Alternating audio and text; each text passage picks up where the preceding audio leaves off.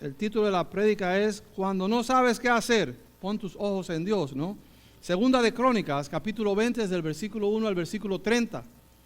Y el verso clave es, porque en nosotros no hay fuerza contra tan gran multitud que viene contra nosotros. No sabemos qué hacer y a ti volveremos los ojos. Hermanos, vivimos en tiempos que hay veces no sabemos qué hacer cuando vienen esos problemas a nuestra vida, ¿no? Vivimos en unos tiempos que hay conflictos, enfermedades graves, problemas familiares, Hay personas que sufren de soledad, hay personas que sufren de depresión, Y en el medio de todo eso se levanta una pregunta en tu corazón: ¿qué hago ahora? ¿Qué va a pasar? Y cuando esa pregunta nos llega a nuestra vida, tenemos que regresar a la Biblia. Y es donde necesitamos recordar y memorizar las Escrituras. Eso es muy importante. Dice la palabra en Hebreos 13:8 que Jesucristo es el mismo ayer y hoy y por los siglos. Él no cambia, Él es fiel, ¿ok? Ese mismo Dios del Antiguo Testamento es el mismo Dios del Nuevo Testamento que nosotros le servimos. Y aún cuando nosotros le fallamos, dice la palabra en 2 de Timoteo, si fuéramos infieles, que a veces lo somos, Él permanece fiel, Él no puede negarse a sí mismo. Y mientras estudiaba y leía, encontré esta ilustración de un señor que se llama Luis Zamperini. Voy a decir quién es él, ahora te voy a decir quién es. Y este señor fue un atleta olímpico que corrió en los Juegos de Berlín del 1936. Según leía, dice que durante la Segunda Guerra Mundial sirvió como teniente en la Fuerza Aérea del Ejército de los Estados Unidos.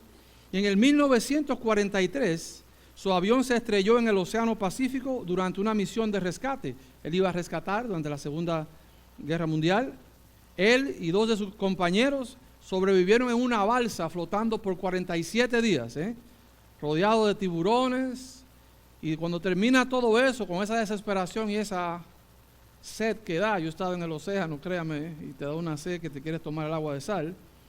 Dice que al final tocan tierra, pero ahí no se acaba la cosa. Al tocar tierra no encontraron la libertad, sino que fueron cautivados. ¿Por qué? Mira gente cómo se ríe porque sabe que vio esa película. Por los japoneses. Y fueron enviados a campos de prisiones donde Zamperini fue brutalmente torturado por más de 2 años. Y tú dirás, sí, pero ahí no se acaba la historia. Dice que años después de su liberación y aún luchando con trauma de guerra, y es una cosa que tenemos que memorizar, porque hay veces que vamos y vemos las personas homeless, y tú dirás, pero esa gente no van a trabajar. Hay algunos que están con ese trauma de guerra y han sido afectados emocionalmente. Aquí es donde Dios trabaja, Asistió a una campaña evangelística de Billy Graham. Allí entregó su vida a Cristo y recibió su sanidad interior. Y en un acto que solo Dios puede hacer, lo que hizo él fue que volvió a Japón y buscó a las personas que lo habían torturado, lo que él pudo hablarle, y los perdonó. Y su vida fue contada en un libro, en una película que se llama Unbroken en inglés, Invencible. Fue una película dirigida por Angelina Jolie, si lo conocen. Pero aquí lo que se muestra ante todo es el poder del perdón y aún más allá, la fidelidad de Dios, en los momentos más peores de nuestra vida. Y tú tal vez dirás, sí, pero yo no he ido a ninguna guerra. Tal vez dirás eso y estás en una batalla, pero emocional. Estás en una batalla espiritual, una batalla física tal vez. ¿Y qué hago? ¿Qué hacemos cuando estamos enfrente de problemas como esos? ¿Qué vas a hacer? Vamos a abrir la Biblia, como dije anteriormente, en el Antiguo Testamento, donde hay un rey que enfrentó una amenaza imposible. Este hombre se encontraba contra una gran multitud que marchaba contra él. Él no tenía la fuerza ni la estrategia. Estoy hablando de 2 de Corintios capítulo 20, pero tenía algo más grande. Él tenía su fe. Y el versículo que le leía, no sabemos qué hacer y a ti volvemos los ojos. Y aquí estamos hablando del rey Josafat. Hoy vamos a estudiar la vida de él, esa parte, y vamos a ver cómo Dios hizo cuando su pueblo pone la mirada en él. Y vamos a aprender de ese pasaje. Entonces, ya oramos. Yo sé que es difícil a veces cuando no tenemos la fuerza, Pero vamos a leer. Y la pregunta en la mesa es, ¿quién era el rey Josafat? Antes de entrar al capítulo 20, necesitamos entender quién era él. Y volvemos entonces, y yo leo acá, Josafat fue el rey de Judá, hijo de Asa. Fue un rey que, entre líneas generales, hizo lo recto ante los ojos de Dios. Promovió la enseñanza de la ley de Jehová, fortaleció la justicia en el país y buscó agradar a Dios. Pero, como muchos de nosotros, Josafat también tenía problemas.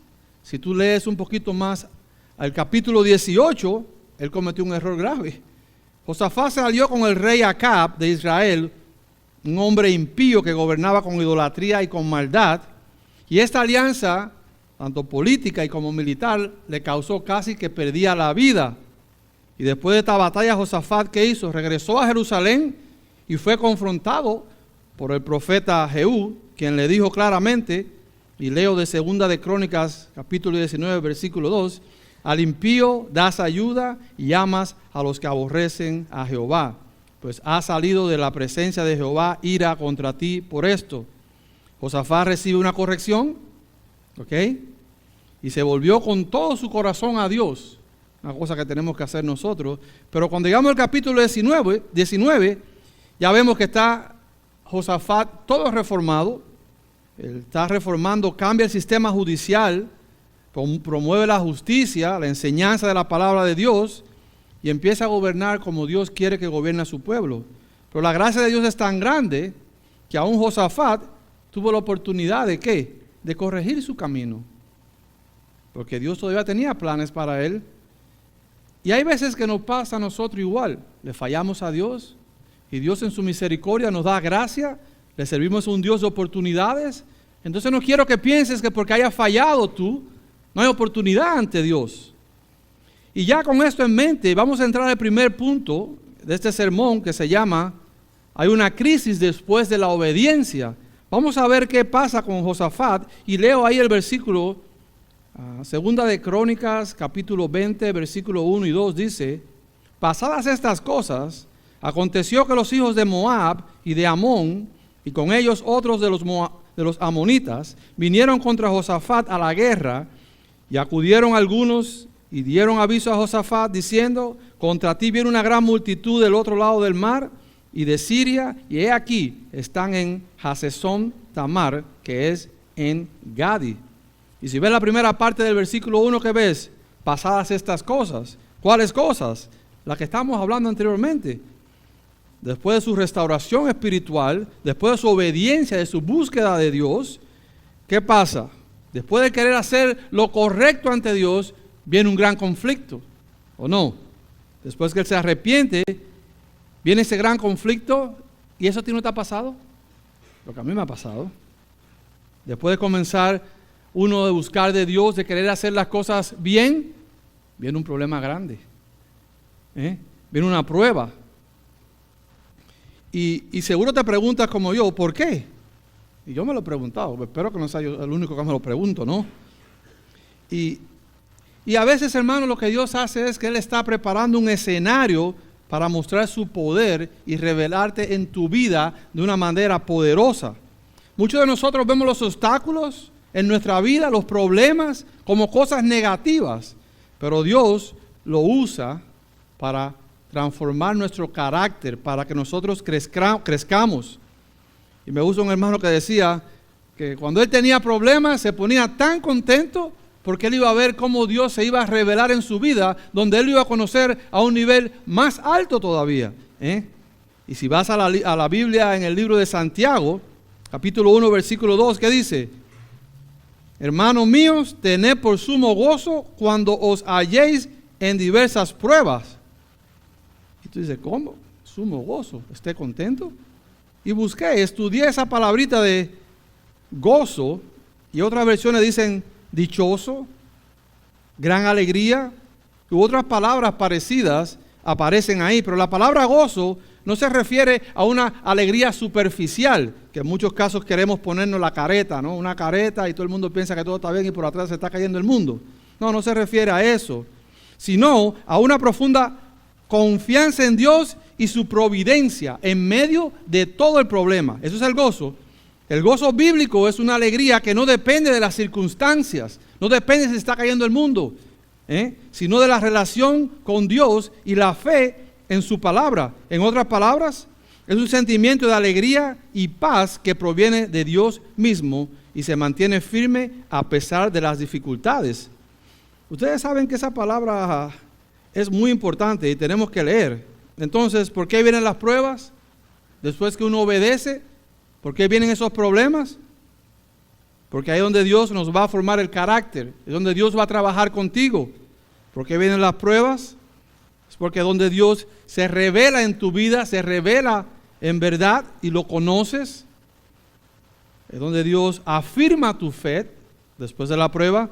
Y déjame decirte, tú puedes tener todo el conocimiento bíblico que tú puedas tener. Puede ser como inteligencia artificial que se la sabe toda. Pero tiene que venir ese problema para que tú puedas experimentar la fe y puedas experimentar a Dios en lo personal. Y una vez que tú tienes experiencia personal, es cuando viene el cambio radical. Muchos de nosotros sí sabemos, pero no tenemos esa experiencia. ¿Ves? Entonces, en muchos casos, cuando viene el problema, estamos débiles, porque nunca hemos conocido a Dios personalmente. Es por eso que dice el dicho que la juventud y la experiencia no vienen juntas. Es por eso. En el caminar cristiano vamos a tener dificultad. Cristo lo dijo. Pero sabemos que Dios está en control y está de nuestro lado. Entonces, el rey Josafat, ¿qué iba a pasar? Él iba a conocer a Dios en un nivel totalmente diferente. ¿Ves? Iba a conocer a Dios como un guerrero, como un defensor. Eso es lo que iba a conocer el rey Josafat, cómo Dios defiende a su pueblo. Y tal vez estés en una etapa que has decidido buscar a Dios, orar, obedecer, y de pronto, ¡pum!, un ataque. No te desanimes. Es posible que Dios te esté preparando a ti. ¿Para qué? Para que tú lo puedas ver cómo Él se mueve en tu vida, para que tú puedas experimentar eso. No te eches atrás. Y eso nos lleva al punto 2 del sermón. Y aquí entendemos ya quién es Josafat. Hasta ahora ya sabemos que Josafat cometió errores, ya sabemos que Dios le dio oportunidades, ¿no? Entonces, ¿qué hizo cuando Josafat se enfrenta al problema? Vamos a ver esos principios. ¿Qué hizo Josafat? Vamos a leer el versículo 1 y 2 ahí. Ya leí la primera partecita, Y dice el versículo 1 ahí del capítulo 20. Aconteció que los hijos de Moab, entonces la amenaza es real, es el punto 2. La amenaza es real. Vinieron todas estas personas, acudieron, le dieron el aviso a Josafat que venía una gran multitud contra él. La amenaza es real. Ahora viene ese conflicto.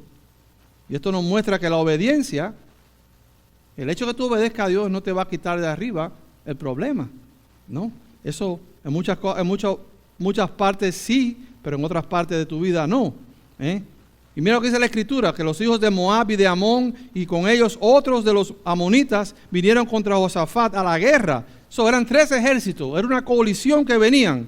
No era un problema pequeño, era una amenaza de múltiples lugares, y Josafat no tenía el poder militar, ¿ok? No tenía el poder militar para enfrentarlo.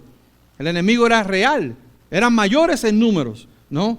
Y las intenciones eran claras, no venían a decirle happy birthday, lo venían a matar, Mira el versículo que dice ahí, y acudieron algunos y dieron aviso a Josafat diciendo, cuando viene una gran multitud del otro lado del mar y de Siria.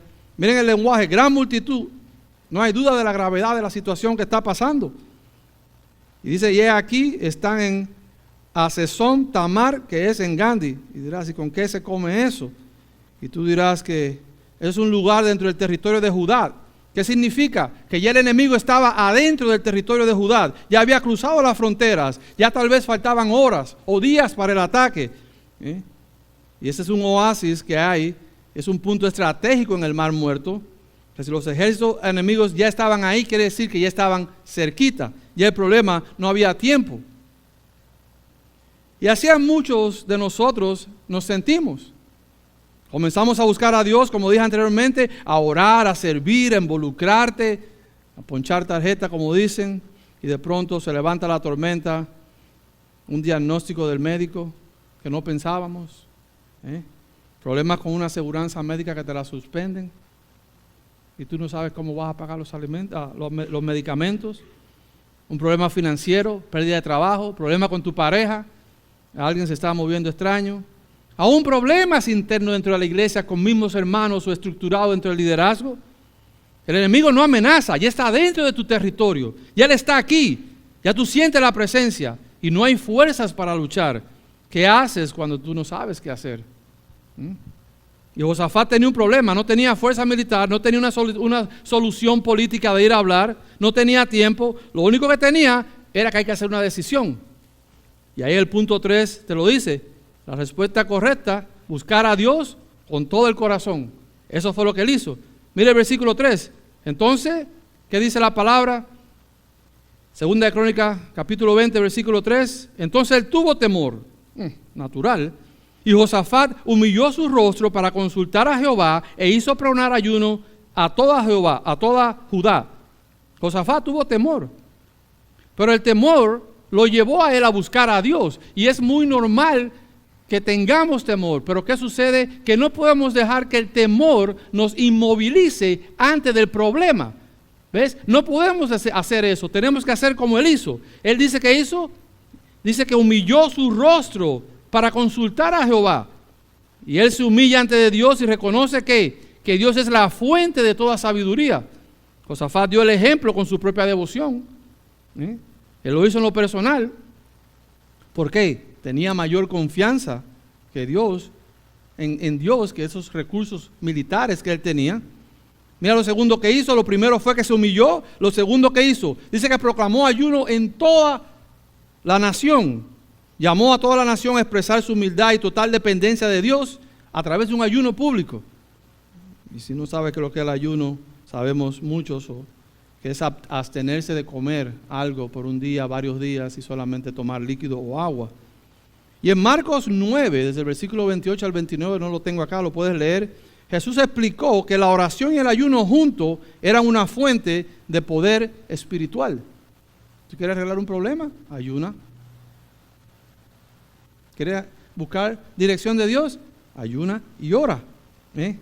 No es como si que el ayuno y la oración vamos a manipular a Dios. Eso no es así, eso no trabaja así. Pero sí tu corazón va a estar más sensible a la palabra de Dios y a la voz de Dios, que muy a menudo están en el medio de todo este mundo. Entonces, ¿qué hace Josafat? Se humilla a buscar a Dios, hace ayuno, reúne al pueblo de Dios. Y lo lindo, el pueblo que hizo, unánime respondieron a la oración. Ustedes no ven a veces que el pastor Nico manda ahí, hermano, vamos a ayunar y orar. Usted dirá, ay, ahora dejar de comer, ¿qué querrá el pastor Nico? Cuando uno quiere dirección de Dios, esa es la clave. Tú quieres romper algo que está en el medio, esa es la clave. Ayuno y oración. Y esta oración sigue el patrón similar del Padre Nuestro. Miren en el versículo 6 y 7, cómo comienza. Comienza con una adoración y un reconocimiento de poder de Dios. Versículo 6 y 7, y lo leo. Jehová, Dios de nuestros padres, ¿no eres tú Dios en los cielos y tienes dominio sobre todos los reinos de las naciones? ¿No está en tu mano tal fuerza y poder que no hay quien te resista? Dios nuestro, ¿no echaste tú los moradores de esta tierra delante del pueblo de Israel y la diste a la descendencia de Abraham, tu amigo, para siempre? Y miren lo que Josafat hace. Él recuerda que Dios es el Dios de sus padres. Pero mira que dice en el versículo 7, Dios nuestro, ya lo hace personal. Jóvenes, tal vez ustedes pensarán, sí, Dios es el Dios de mi papá y mi mamá, yo nací en una iglesia cristiana. Eso no es trío. Tú tienes que tener esa relación personal con Dios. Tú tienes que buscar a Dios, porque ¿sabes qué? Los problemas van a venir. Y si no tenemos una relación con Dios, si no tenemos esa base en la roca, te vas a tambalear. Entonces, ¿qué hace Josafat? Reconoce quién es Dios, dándole a Dios el crédito por quién es Él. Lo reconoce como su Dios, Dios nuestro. La pregunta es, ¿hacemos lo mismo? ¿Tú puedes decir en tu vida que Dios es tu Dios? ¿O solamente dirás que Dios es tu Dios en una área y no, Dios, aquí no vas a entrar a trabajar en esta área, aquí lo tengo un poquito escondido? ¿Llegamos a la oración como llega Él, humildemente? ¿O llegamos a orarle a Dios con una lista de cosas y demandando? Yo demando, yo pido, yo desato, quién sabe qué palabras usa. ¿O venimos humildes, reconociendo y adorando por quien es Dios y no por lo que nos puedes dar a nosotros? Él es digno de toda la gloria y alabanza. Dios se lo merece todo, aun cuando no nos da lo que nosotros queremos. Y des en cuenta que aún el hombre dice, ¿te acuerdas de tu amigo Abraham? En el versículo 7, tu amigo para siempre. Recuerda hasta Abraham. Y me encantaba cuando yo leía ahí en Juan 15, 14, usted sabe que nosotros somos amigos de Dios. Dice la palabra en Juan 15, 14, vosotros sois mis amigos, y te da una condición, si hacéis lo que yo os mando. Versículo 15 de Juan 15, ya nos llamaré siervo, porque el siervo no sabe lo que hace su Señor, pero os he llamado amigos. Nosotros somos amigos, nosotros tenemos una relación con Dios por Cristo Jesús. Y tú dirás, ¿y qué es lo que nos manda en ese capítulo Jesús a hacer? Mire el versículo 12, más arribita, Juan 15, versículo 12. Este es mi mandamiento, un mandato, que os améis unos a los otros como yo os he amado. Y en el verso 17 te dice lo mismo, en Juan 15, 17, esto os mando, que os améis unos a los otros. Déjame parar ahí, aterrizar un minutito, ¿no? ¿Usted está obedeciendo a Dios en ese mandato? ¿Usted está amando a su prójimo? Deja hacerlo más personal. ¿Estás amando a tu hermano en la iglesia? ¿O lo amas solamente de dientes y por atrás pone a hacer cosas o a hablar cosas que no debes hacer? Des en cuenta el mandato, amar a tu prójimo como Dios amó a los discípulos, en ese caso a la iglesia que murió por él. ¿Lo estás haciendo? No solamente lo haces de dientes para afuera. ¿Tú amas a tu cónyuge o a otra persona aun cuando no se merece que lo ames? Pero lo más bonito es que Dios nos llama amigos. Entonces vamos a cambiar ese tema porque si seguimos nos salimos del tema. Entonces, ¿qué hizo Josafat? Volviendo a Josafat. Él comienza con adoración y reconocimiento del poder de Dios. En la oración es una estructura, ¿ves? El versículo 6 y 7. También el versículo 8 y 9. Recuerda las promesas y las intervenciones pasadas de Dios. Mira que dice, y ellos han habitado en ella y te han edificado en ella santuario a tu nombre, diciendo, si mal viniere sobre nosotros, o espada de castigo, pestilencia o hambre, nos presentaremos delante de esta casa y delante de ti, porque tu nombre está en esta casa. Me encantaba como Jesús decía, la presencia de Dios está acá. Y a causa de nuestras tribulaciones, clamaremos a ti, y tú nos oirá, ¿y qué más va a hacer? Y nos salvará, dice ahí, y salvarás. ¿Se dan cuenta la promesa? ¿Qué más dice en su oración? Josafat viene y expresa la injusticia de la amenaza y la necesidad actual. Es claro, versículo 10, ahora pues he aquí, le está hablando de estas personas que vienen del monte de acá y cuya tierra no existe, que pase Israel cuando venía en la tierra de Egipto, ellos lo perdonaron. Y al final, ¿qué hace en su oración? Termina con una confesión humilde. Miren el versículo 12, oh Dios nuestro, de nuevo, haces un Dios que es personal. Él lo reconoce como su Dios. Oh Dios nuestro, ¿no lo juzgará tú? Porque en nosotros, es el versículo clave, no hay fuerza contra gran multitud que viene contra nosotros. No sabemos qué hacer. El hombre es claro y humilde, y a ti volvemos nuestros ojos. Cuando enfrentamos una crisis, ¿qué hacemos? Vamos a hacer lo que hizo Josafat. Adora primero. ¿Qué más hizo? Recordó quién es Dios entre su adoración y ayuno. Fue honesto, hermano. Des en cuenta, no sé qué hacer. Hay veces que nosotros queremos llegar y pensando que Dios no sabe lo que está pasando. Dios sabe lo que está pasando. Es lo que está esperando que tú se lo digas para Él poder obrar. Y hay veces que no queremos hacer eso. Y lo último que hizo Josafat, vuelve tus ojos a Él, y con humildad y fe. ¿Qué quisieron decir ellos? Señor, la ayuda viene de ti, y si no viene de ti, aquí vamos a seguir esperándote, ¿no? Versículo 12, no sabemos qué hacer y a ti volvemos nuestros ojos. Y cuando oramos así, ¿qué sucede? Cuando somos humildes ante Dios y nos abrimos con Dios y le decimos cómo nos sentimos de verdad, ¿qué hace Dios? Eso nos lleva al punto 13. Dios responde a la oración. Miren el versículo 14 al 17. Dios responde a la oración, ¿y qué es lo que le dice? Porque no es vuestra la guerra, sino mía. Mira el versículo 13 del 14 al 17, dice el 13. Y toda Judá estaba en pie delante de Jehová con sus niños y sus mujeres y sus hijos. Estaban todo el mundo ahí en la reunión. Todo el mundo estaba en la iglesia. Ahí no es que nadie faltó ese domingo. Ahí estaban todos. Y dice el versículo 14, y estaba allí Jaasiel, hijo de Zacarías, hijo de Benaía, hijo de Giel, hijo de Matanías, levita de los hijos de Asaf, sobre el cual vino el Espíritu de Jehová en medio de la reunión, y dijo, oíd, miren lo lindo, oíd Judá todo, y vosotros moradores de Jerusalén, personalmente, y tú, Josafat, ¿ves? Y tú, Josafat, Jehová os dice así, no temáis, ni os amedrentéis, bueno, esa versión está dura, delante de esta multitud tan grande, porque no es vuestra guerra, sino de Dios.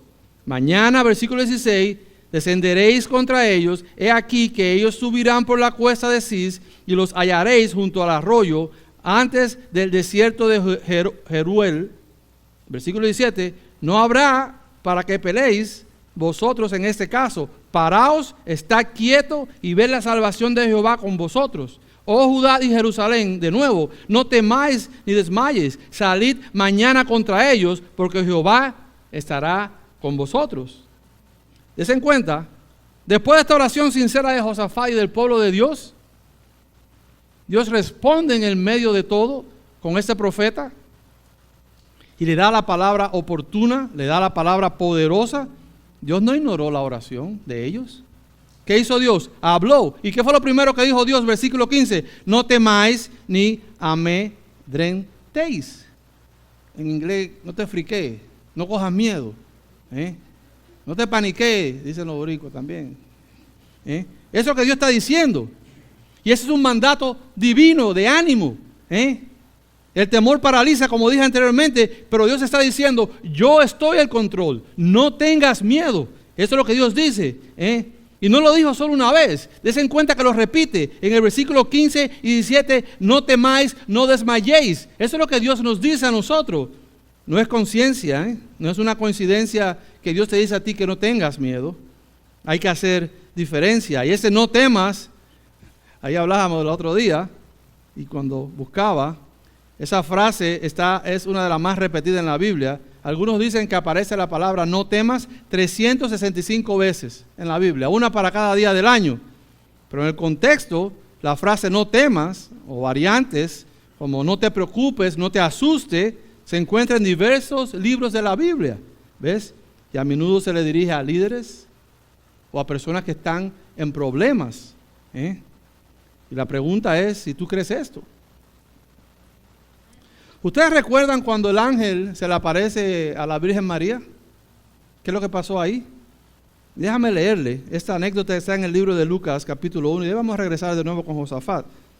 En el versículo 18 le leo. Dice, y entrando el ángel en donde ella estaba, María, ¿no? Dijo, salve, muy favorecida, el Señor es contigo, bendita tú entre las mujeres. Mas ella cuando vio, ¿qué hizo? Dice aquí mi versión, se turbó por sus palabras. Pero esa era la Virgen. ¿Tú sabes que dice Dios que nosotros en Cristo somos más que vencedores? Que Él no escatimó dar a su propio Hijo. ¿Tú sabes que Dios tiene el favor de Él sobre ti en Cristo Jesús? ¿Tú sabes que el Señor es contigo, como mismo le dijo el ángel a la Virgen? Y cuando Dios se lo dice a ti, des en cuenta que ella se vio turbada, acaba de ver un ángel. Hay veces que nosotros necesitamos que el Espíritu Santo nos revele eso. Ella se perturba y sigo leyendo y dice ella, y pensaba qué salutación sería esa, como que saludo. Entonces el ángel le dijo a María, no temas, porque has hallado gracia delante de Dios. La palabra dice que nosotros somos salvos por la gracia de Dios. Dios no nos da a nosotros lo que nosotros nos merecemos. Entendamos eso. Ella encontró gracia ante Dios. Y el ángel le explica. Sigue leyendo el versículo 31, ¿qué es lo que iba a pasar? Ahora le dice, y ahora concebirás en tu vientre y darás a luz un hijo y llamarás su nombre Jesús, buena profecía. El que no cree en la Biblia diré que me prueben eso, que se escribió mucho tiempo antes que Jesús naciera. Versículo 32, este será grande y será llamado Hijo del Altísimo, y el Señor Dios le dará el trono de David su padre, y reinará sobre la casa de Jacob para siempre, y su reino no tendrá fin. Y aquí tú ves a María, si te pones a analizar el versículo, pensando, tratando de procesar esa información. Y mira que dice el versículo 34. Entonces María dijo al ángel, ¿cómo será esto? Pues no conozco varón. María dice, pero yo nunca me he acostado con un hombre, ¿cómo va a venir y cómo va a dar a luz un niño? Y mire qué pasa, tal vez nosotros a veces decimos como María, pero ¿cómo va a pasar esto? Esto no hay quien lo arregle, este matrimonio no hay quien lo ponga junto. A veces nos preguntamos eso, tal vez como María. Y mire el versículo 35, respondió el ángel y le dijo, bueno, el Espíritu Santo vendrá sobre ti, el poder Altísimo te cubrirá con su sombra, le explica, por lo cual también el santo ser que nacerá será llamado Hijo de Dios. Y todavía si tú continúas leyendo, vas a ver otra cosa imposible. Ahí el ángel cambia y le dice en el versículo 36, y he aquí tu parienta Elizabeth. ¿Se cuenta cómo cambia de una para otra? La mamá de Juan el Bautista, que era parienta de la Virgen María. Al parecer Jesucristo tenía un parentesco con Juan el Bautista. Dicen que era primo, no sé, pero hay un parentesco ahí. Dice, ella también ha concebido hijo en su vejez. Y este es el 6º mes para ella, la que llamaban estéril. Y tú vas a preguntarte, ¿pero cómo va a ser eso? Ya las personas le habían puesto a esta señora, es un apodo, estéril, una mujer que no puede tener hijos. Y aún en la vejez, es una cosa que tú no puedes admitir. Tal vez en tus problemas estás ahí, es una cosa que tú no puedes procesar en tu mente. Tal vez es un problema que tienes que tú dices, no, esto no va a pasar. Pero mira acá lo que le dice el ángel, Tal vez en tu mente tú dirás, esto es imposible. Tal vez el mundo te diga a ti, no, eso no tiene solución, no, eso no va a pasar. Pero mira lo que dice el ángel, versículo 37, porque no hay nada imposible para Dios.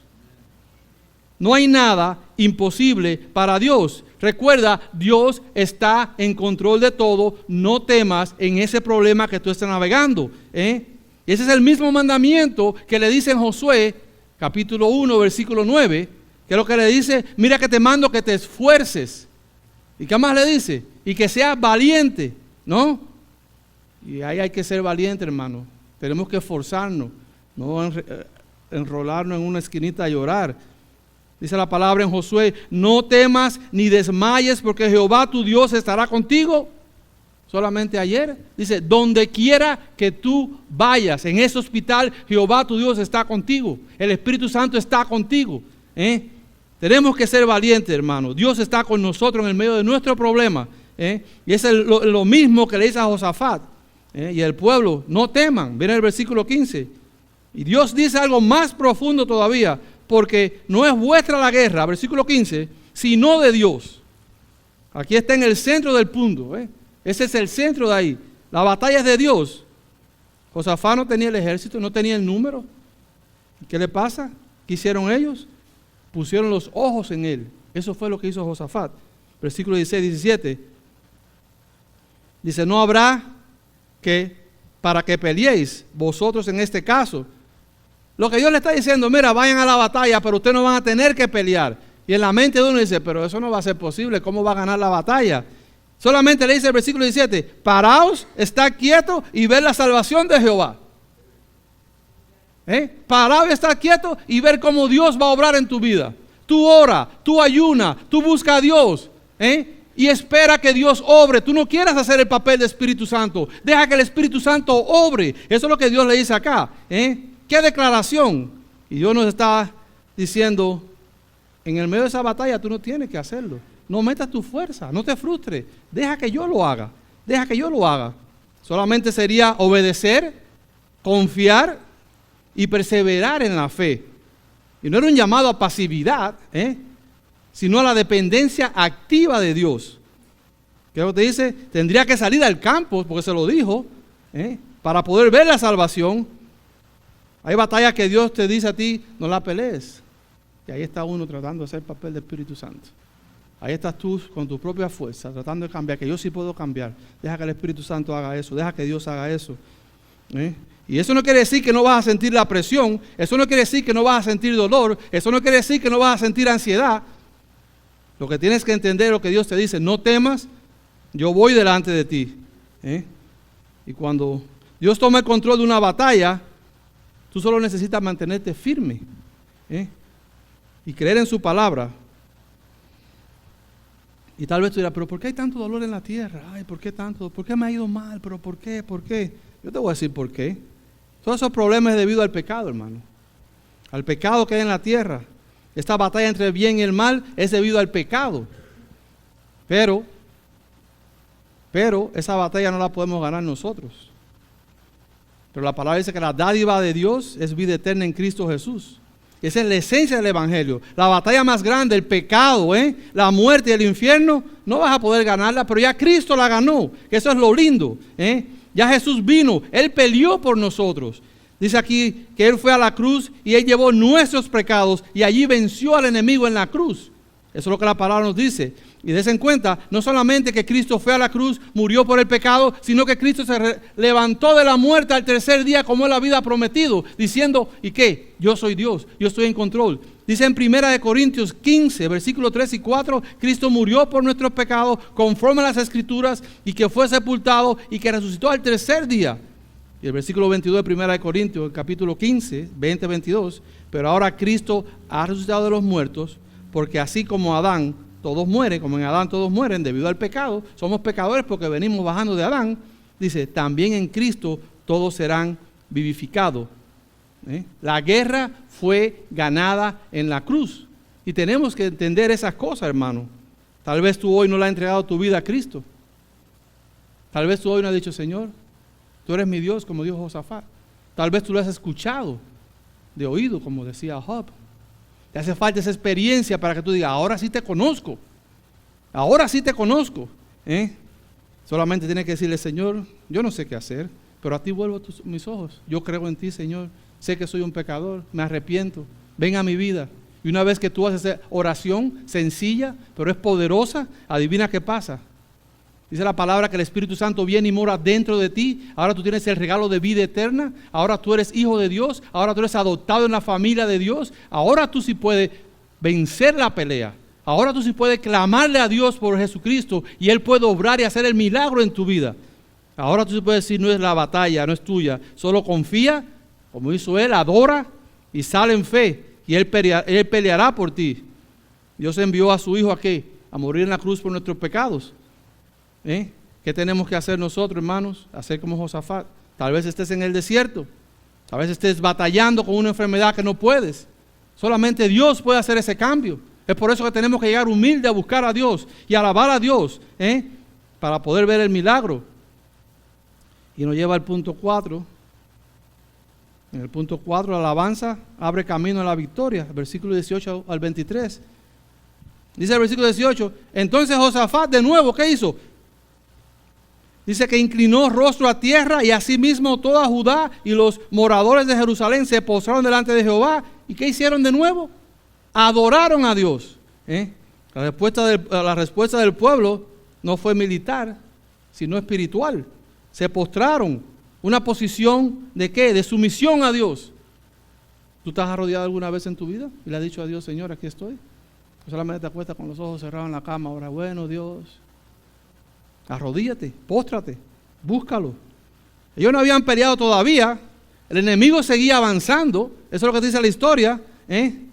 Ellos habían oído una palabra de Dios y eso le bastó a ellos para adorar. Mira el versículo 19, y se levantaron los levitas para alabar a Jehová, el Dios de Israel, con fuerte y alta voz. No fue una adoración ahí que alabado sea el Señor. Empezaron a gritar con fuerte voz, y eso es fe. En los versos 20 y 21, como salen a la batalla en obediencia. Dice el versículo 21, y cuando se levantaron por la mañana, se dan cuenta que ellos tuvieron que salir. Cuando Dios nos dice que haga algo, tenemos que hacerlo. Se levantaron por la mañana, salieron por el desierto de Tecoa, y Josafat, ¿qué le dice cuando se van? Versículo 21, creed en Jehová vuestro Dios y estaréis seguros. Todo aquí es creer en Jehová vuestro Dios y estaréis seguros. Creed a sus profetas y seréis prosperados. Josafat, ¿qué hace? Él mostró que creer a los profetas era como creer en la palabra de Dios. Desen cuenta. ¿Y qué dice? Y organizó el ejército de una forma inusual. Él no mandó el ejército adelante. ¿Qué es lo que hace Josafat? Puso al frente a los cantores. Y tú dirás, bueno, van para la guerra, pero en vez de ir con las armas y la fuerza del hombre, Eso lo pone atrás. ¿Y qué pone? Al grupo de alabanza adelante, los hermanos de alabanza, y le dicen, ¿qué le dicen? Cantaban, glorificad a Jehová, porque su misericordia es para siempre. Una cosa es cantar en el templo, aquí cuando estamos todos juntos, qué bueno. Otra cosa es cantar cuando estás caminando en una línea de batalla, o cuando tú estás ¿en qué? En un problema, o en un hospital, o en una cama tirado, o cuando tienes un problema en casa que tú no tienes solución, o cuando tienes un problema en la iglesia que tú no sabes cómo lo vas a enfrentar. Una cosa es estar aquí todo contento, alabado sea el Señor. Otra cosa es en tu dolor levantarte y adorar a Dios, y ahí lo vas a experimentar. Eso es fe en acción. ¿Usted alaba a Dios cuando está en su problema? ¿O solamente se pone a llorar? ¿Usted pone sus alabanzas y le da gloria a Dios por lo que está pasando? La alabanza es una reacción en victoria, es una expresión de confianza antes de verla. Eso es lo que es la fe, hermano. Hebreo capítulo 11, versículo 1, y me encanta esta versión que dice traducción al lenguaje actual. Dice, la fe, que es confiar en Dios, es estar totalmente seguro de que uno va a recibir lo que espera. ¿Ves? Es estar convencido de que algo existe aun cuando no lo puedes ver. Deja preguntarte, ¿tú puedes adorar a Dios antes de tú recibir la respuesta? Hablaba con unos hermanos y me decía, ay, pero yo no sé por qué no estamos ahí. Estás perdiendo el tiempo conmigo. No, yo he visto a Dios obrar en otros matrimonios, yo sé que en el tuyo va a trabajar, yo sé que va a trabajar. Y yo decía, ¿estás seguro? Sí, yo estoy seguro, porque ya yo lo he visto trabajar, eso es la fe. Yo sé que va a pasar, aunque tú no lo veas, yo sé que va a pasar. Y la gloria de Dios sí pasó, hermanos, sí pasó. No estamos fuera del problema, pero vamos en la dirección correcta. Entonces, tú puedes cantar mientras camina en una situación que es dura en tu vida, hacer como hace Josafat. No todo estaba resuelto para Josafat, No sabían cómo ni cuándo, ni si su fe cómo iba a ser recompensada. Pero ¿qué hicieron? Salieron en la mañana y se fueron adorando. Salieron en la mañana y vinieron para la iglesia en el medio del problema. Salieron en la mañana y se fueron para el estudio bíblico por la noche. Salieron en la mañana y se fueron para allá donde tenían que ir a buscar a Dios. Y nosotros cuando adoramos en medio del dolor, también estamos diciendo, Señor, aunque no veo que hay una salida, yo sé que tú estás en control. Yo sé que tú estás en control. Nuestra promesa está en Cristo. 1 Corintios, capítulo 15, versículo 57. Mas gracias sean dadas a Dios, que nos da la victoria por medio de nuestro Señor Jesucristo. La victoria está dada, hermanos. En Cristo ya tenemos la promesa de victoria. Esa promesa está hecha. Sabemos que el resultado está en las manos de Dios. Entonces, den cuenta, todavía no han peleado, todavía no se ha visto ningún resultado, solo han orado. ¿Qué hizo Josafat? Han ayunado, han escuchado a Dios, han adorado de nuevo, y viene el momento decisivo. ¿Qué hará Dios cuando su pueblo se presente con fe en la alabanza? ¿Qué es lo que Dios va a hacer? Bueno, ya sabemos lo que Dios va a hacer. Y eso nos lleva al punto 5, que es lo último, la bendición después de la prueba. El pueblo de Judá se había levantado temprano y salió hacia el lugar donde estaría el enemigo. Ellos fueron, le dieron la cara, para arriba el problema sin miedo, decimos nosotros. No sabían que van a encontrar allí, solo sabían que Dios había hablado y le había dicho, vayan y hagan. Ellos obedecieron, y se imagina el momento, cada paso, todo el mundo gritando, ellos escuchando seguro los gritos del otro bando que venían. ¿Se imaginan cuál era el momento? Ellos solamente iban cantando, glorificar a Jehová porque su misericordia es para siempre. Eso es lo que iban diciendo. Aunque estamos frente a una amenaza, no hablamos de la fuerza de Dios primero. ¿Qué es lo que hablan de ellos primero? Ellos hablan de la ¿qué? De la misericordia de Dios. Y eso es lo que sostiene nuestra vida. Dios es fiel y tenemos que entender que Dios es misericordioso. No importa lo que venga, su misericordia no cambia. No importa el problema que pase, su misericordia no se acaba, no se agota. Y eso es suficiente para darle la gloria a Dios y la alabanza a Dios. Lo glorificamos y lo buscamos. ¿Por qué? Porque Él es bueno y su misericordia nunca se termina. Eso es lo que iban diciendo ellos en esa corta alabanza. Eso es lo que quería decir, eso es lo que querían decir ellos arriba. Glorificar a Jehová porque su misericordia es para siempre. Todo eso que yo le dije es lo que están diciendo ellos. Iban cantando. Ellos iban diciendo eso. ¿Te imaginas cómo se habrían sentido los que iban adelante cantando con los tambores y eso? Esa gente nunca tenía una escopeta en la mano, no me imagino, una espada o quién sabe qué. ¿Te imaginas que no habían sentido miedo? ¿Tú te imaginas que va cantando adelante y dice, bueno, yo no sé qué va a pasar aquí, porque yo voy a ser el primero en morir? Están caminando derecho a la muerte. ¿Tú piensas que su fe no dudó en ese momento? Pero obedecieron. No dejemos que el miedo nos paralice. Obedezcamos a Dios y hacemos lo que Dios nos manda y ya Dios va a hacer lo que tiene que hacer. Mira lo que dice. Ellos solamente sabían lo que había hecho el profeta. Mira el versículo 24. Vienen ellos con sus tambores, la música, cantando. Y entonces al llegar a la cima, cuando miran hacia el valle, dice el versículo 24, y luego que vino Judá a la torre del desierto, miraron hacia la multitud, y he aquí, yacían ellos en la tierra muertos, pues ninguno había escapado. ¿Se dan cuenta? Ellos caminaron, ellos obedecieron, y cuando subieron a la cima que miraron, estaban todos muertos. Dice la palabra que ninguno había escapado. Finalmente, después de orar, de ayunar, escuchar y adorar, el pueblo llega a la batalla. ¿Y qué hacen? Dios hizo todo. Dios hizo todo. Los enemigos están derrotados. El pueblo de Judá llegó al lugar esperado y lo que vio fue impresionante. Una victoria sin haber empuñado una espada. Dios cumplió su palabra. Dios es fiel. Aleluya. Yo no sé cuál es tu batalla el día de hoy, pero yo sí sé que el Señor es fiel. Pero no solamente le dio la batalla. Miren el versículo 22. Que la bendición de Jehová no añade problemas. Miren el versículo 22 ahí. Y cuando comenzaron a entonar cantos, eso fue lo que Dios hizo al principio. Jehová puso contra los hijos de Amón, de Moab y del monte de Seir las emboscadas de ellos mismos y se mataron los unos a los otros. Dios confundió al enemigo.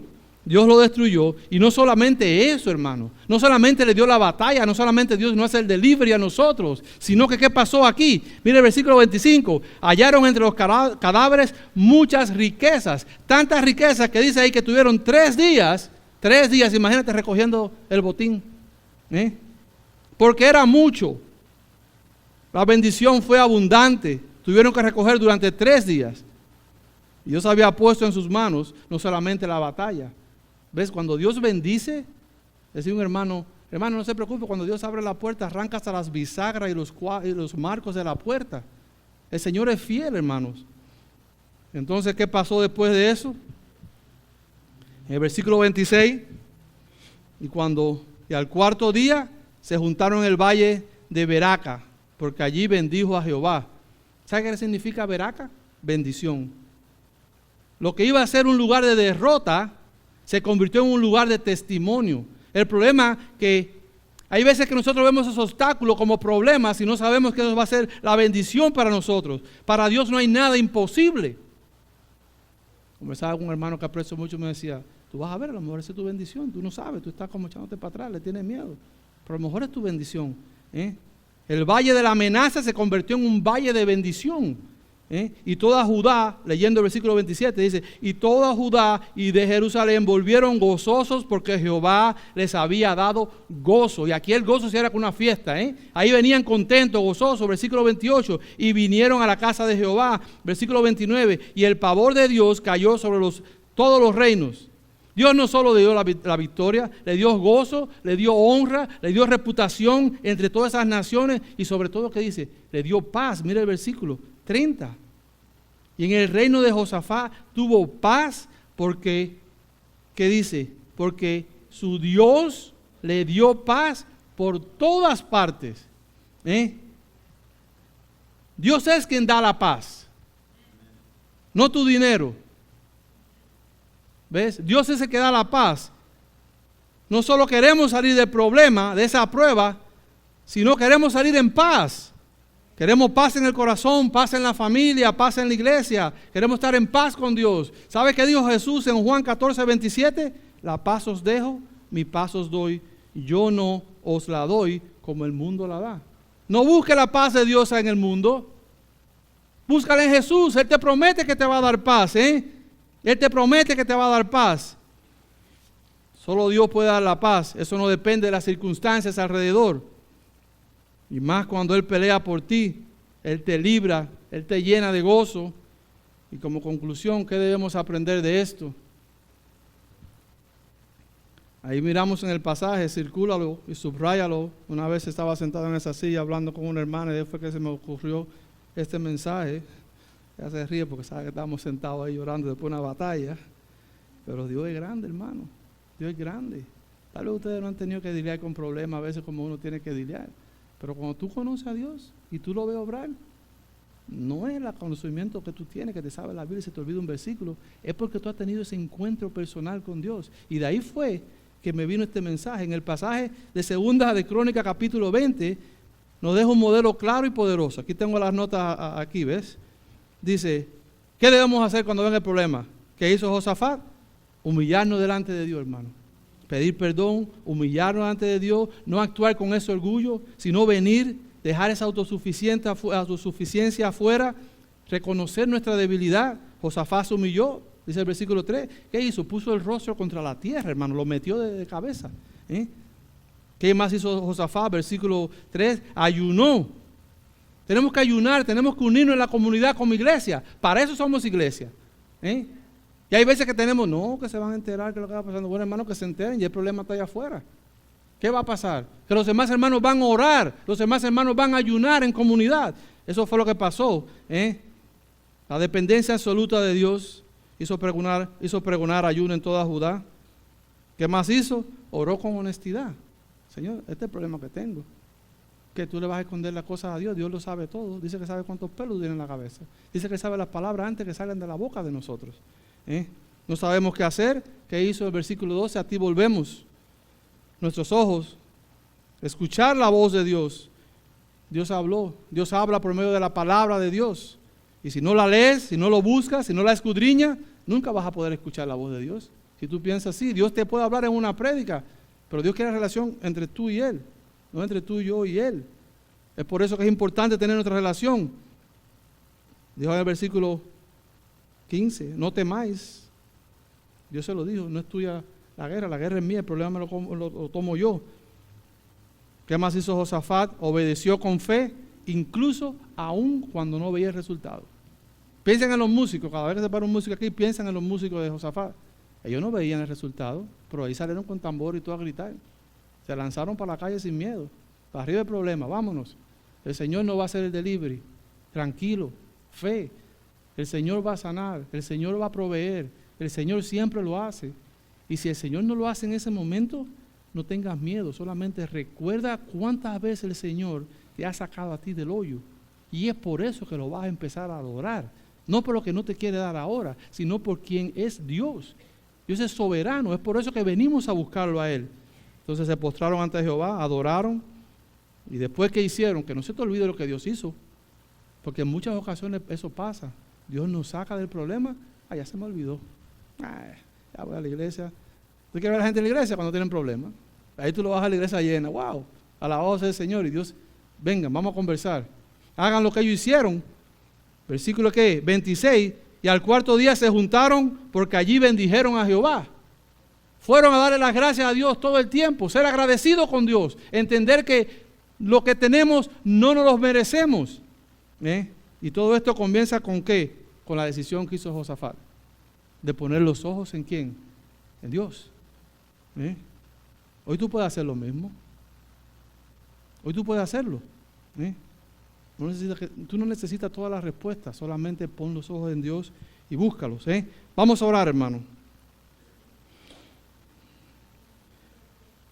Señor, gracias por tu palabra.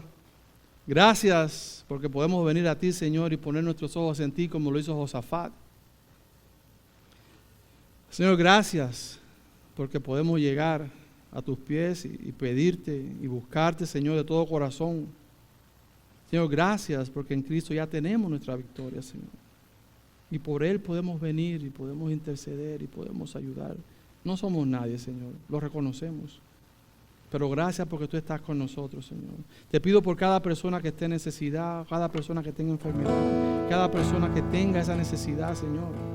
Te pido por ellos, Señor. Señor, sé con ellos. Señor, llévalos en medio de esa necesidad a un conocimiento profundo tuyo. Revélate en su vida a un punto que ellos puedan hacer como Josafat, que puedan caminar por fe como hacían los músicos, sin miedo, Señor. Señor, enséñanos que tú estás con nosotros. Revélate, Señor. Señor, enséñame, dame esa seguridad. Sabemos que hay algunos que dudan, Señor. Señor, convéncelos por tu Espíritu Santo. Dale esa paz que solo tú puedes dar, Señor. Dásela, Señor, en el medio de ese problema que tiene. Y todo esto te lo pedimos, Señor, en el nombre santo. En el nombre del Padre, del Hijo y del Espíritu Santo oramos, Señor.